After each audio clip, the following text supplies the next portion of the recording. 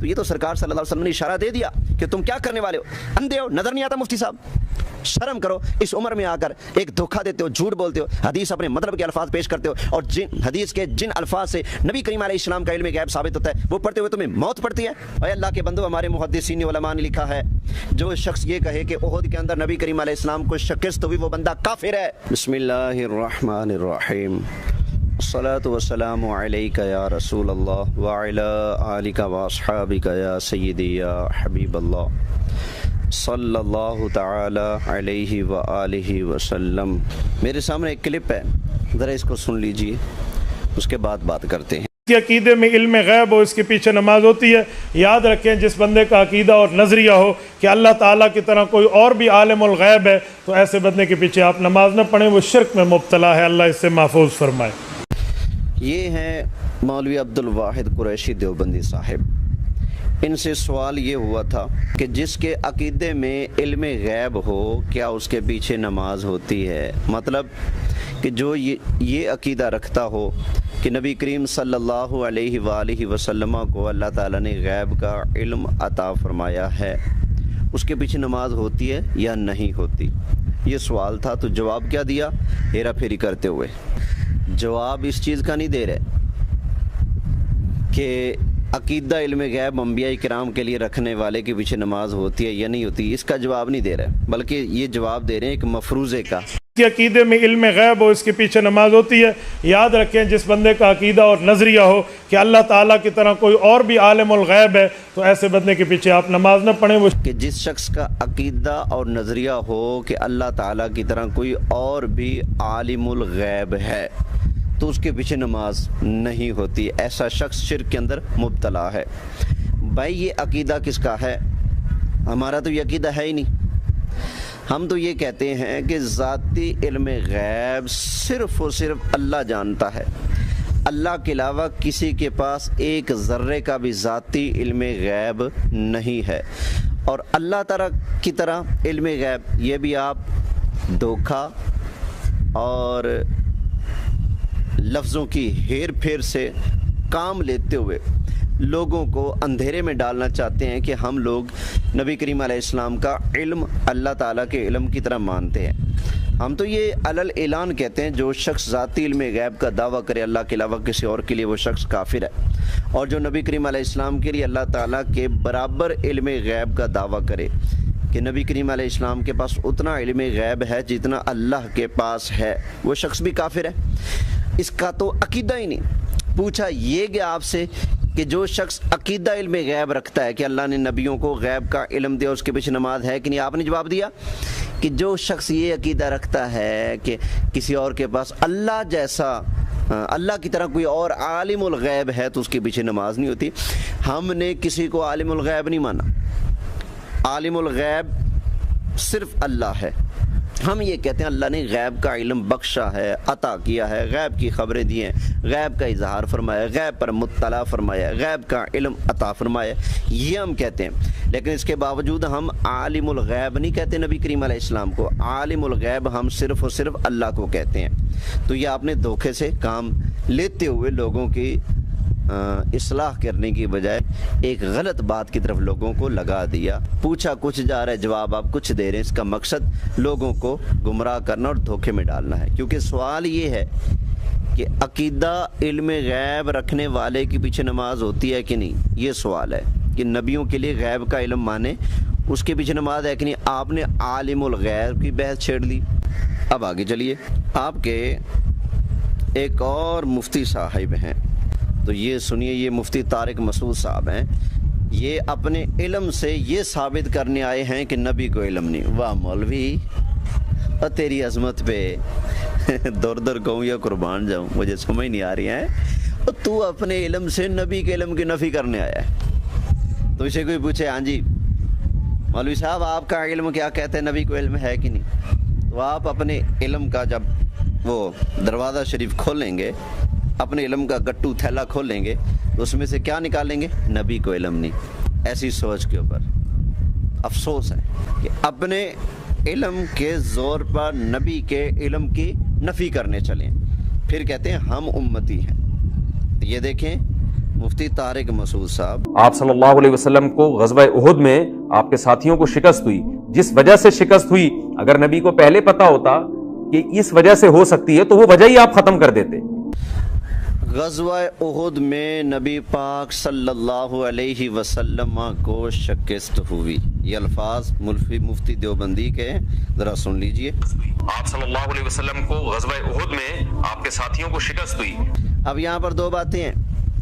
पहला नंबर ये कि देवबंदी मुफ्ती ने कहा कि ग़ज़वा उहुद में नबी पाक सल्लल्लाहु अलैहि वसल्लम को शिकस्त हुई, आपके सहाबा को शिकस्त हुई।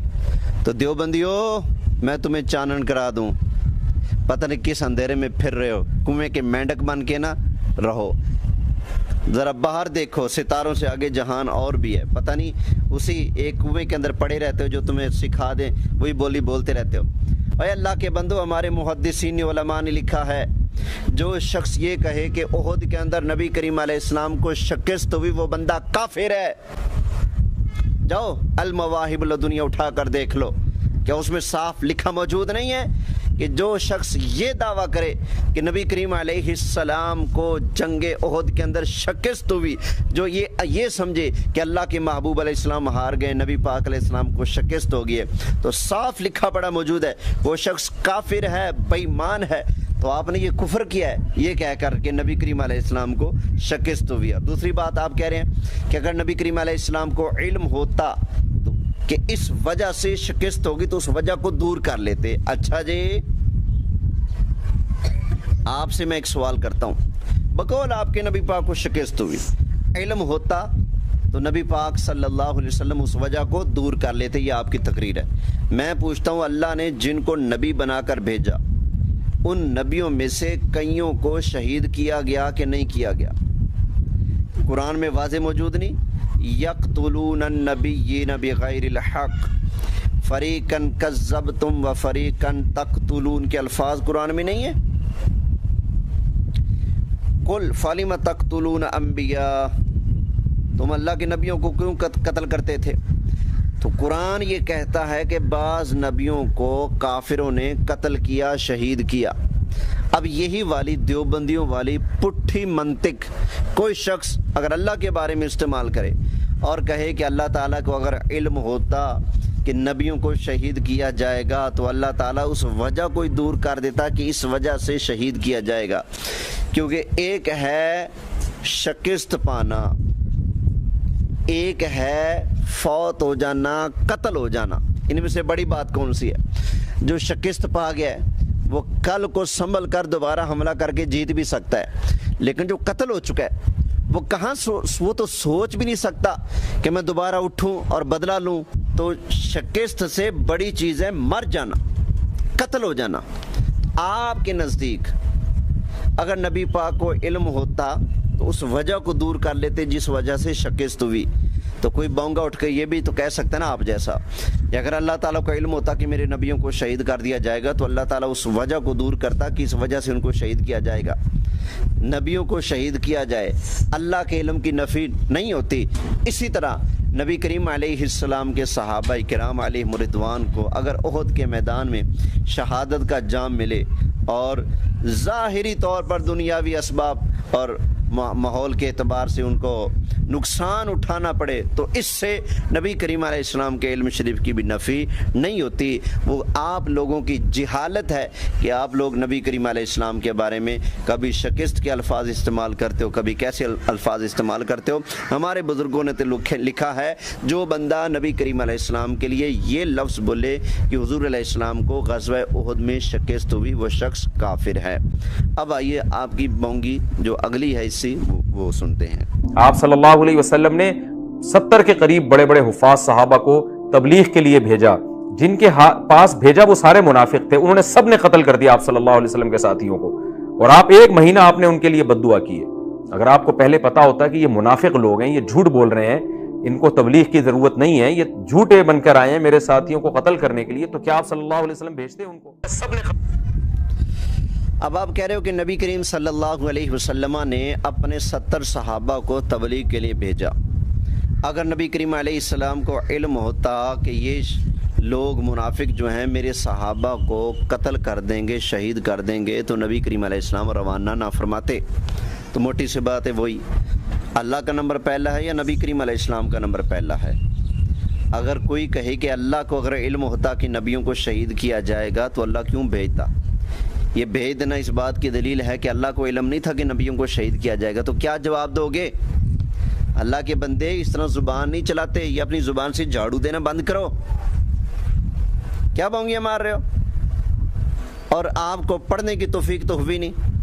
آپ اگر اس بات کو حدیث شریف سے پڑھتے تو آپ کو پتہ لگ جاتا کہ جب لوگوں نے، منافقوں نے آ کر نبی کریم علیہ السلام سے یہ مطالبہ کیا تھا کہ آپ ہمیں اپنے ساتھی دیں، صحابہ دیں، جو ہمیں دین سکھائیں، قرآن سکھائیں، ہمیں تبلیغ کریں، تو نبی کریم علیہ السلام نے تمہارے آبا نجدیوں کا ذکر کرتے فرمایا تھا، فرمایا انی اخشی علیہ من اہل نجد، فرمایا او نجدیو مجھے تم نجدیوں سے ڈر لگتا ہے، تم نے میرے صحابہ کرام علیہم رضوان کو شہید کر دینا ہے۔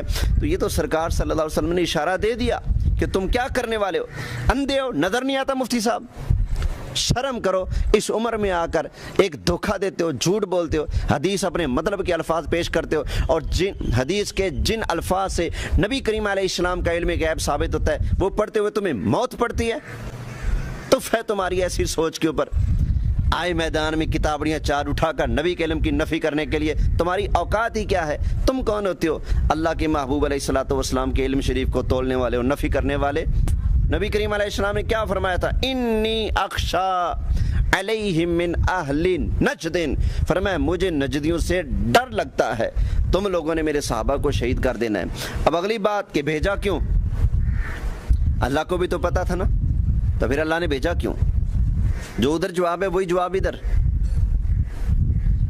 اور نبی کریم علیہ السلام اگر نہ بھیجتے تو نجدیوں بے ایمانوں کا کیا اعتبار؟ قیامت والے دن اللہ کی بارگاہ میں عرض کر دیتے، جب اللہ پوچھتا ہو بے ایمانو تم ایمان کیوں نہ لائے، تو کہہ دیتے یا اللہ ہم تو تیرے محبوب کے پاس گئے تھے، ہم نے تو قسمیں اٹھائی تھیں، اللہ کی قسم ہے ہم مسلمان ہیں، اللہ کی قسم ہم دین سیکھنا چاہتے ہیں، اللہ کی قسم ہم قرآن سیکھنا چاہتے ہیں، اللہ کی قسم ہم خیر خواہ ہیں، سچے ہیں، بے ایمان نہیں ہیں، یا اللہ ہم نے تو تیرے نبی کے سامنے قسمیں اٹھائیں، تیرے نبی نے اپنے غلاموں کو نہیں بھیجا، اگر بھیجتے تو ہمیں دین سکھاتے نا۔ تو قیامت والے دن تمہارے ڈیڈی نجدی اللہ کی بارگاہ میں یہ عذر پیش نہ کر سکیں، اس لیے نبی کریم علیہ الصلوۃ والسلام نے ان صحابہ کرام علیہم رضوان کو روانہ فرما دیا تھا۔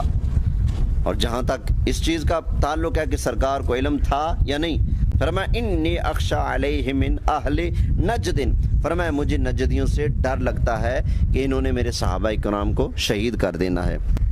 بس آج کے لیے یہ چھوٹے سے دیوبندیوں کے دو کلپ اور ان کی مرمت اسی پر گزارا کرتے ہیں، انشاءاللہ تعالی پھر عظمت مصطفیٰ صلی اللہ علیہ وسلم کا جھنڈا بلند کے لیے اور دشمنان عظمت مصطفیٰ کا منہ کالا کرنے کے لیے انشاءاللہ اللہ نے زندگی دی تو پھر حاضر ہوں گا۔ وما علیہ الا